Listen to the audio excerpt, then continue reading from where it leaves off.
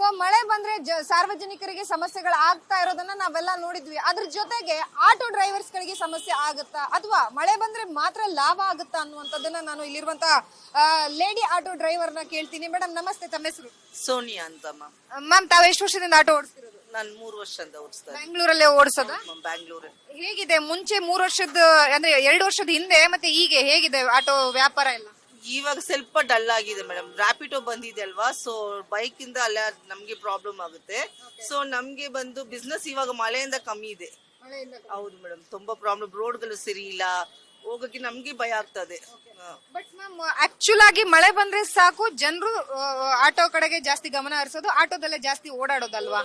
ಅದಾಗುತ್ತೆ. ರೋಡ್ಗಳು ಸರಿ ಇಲ್ಲ, ನಮ್ಗೆ ಭಯ ಆಗ್ತದೆ, ಆಕ್ಸಿಡೆಂಟ್ ಆಗುತ್ತೆ. ಸೊ ಏನಾದ್ರು ಆಗುತ್ತೆ ಅಂದ್ರೆ ನಮ್ಗೆ ಭಯ ಆಗ್ತದೆ ಮ್ಯಾಮ್. ಬಿಸ್ನೆಸ್ ಇವಾಗ ಪರವಾಗಿಲ್ಲ, ಬಟ್ ಇವಾಗ ಮಳೆಯಿಂದ ಸ್ವಲ್ಪ ಪ್ರಾಬ್ಲಮ್ ಇದೆ ನಮ್ಗೂ. ಈಗ ಬೆಂಗಳೂರಿನ ಎಲ್ಲಾ ಭಾಗಗಳಲ್ಲಿ ಓಡಾಡೋರು ಅಂತಂದ್ರೆ ತಾವುಗಳು ಆಟೋ ಡ್ರೈವರ್ಸ್ಗಳು ಈಗ ಎಲ್ಲಾ ಕಡೆಗೂ ಸಮಸ್ಯೆಗಳನ್ನ ತಾವು ನೋಡಿದೀರಾ.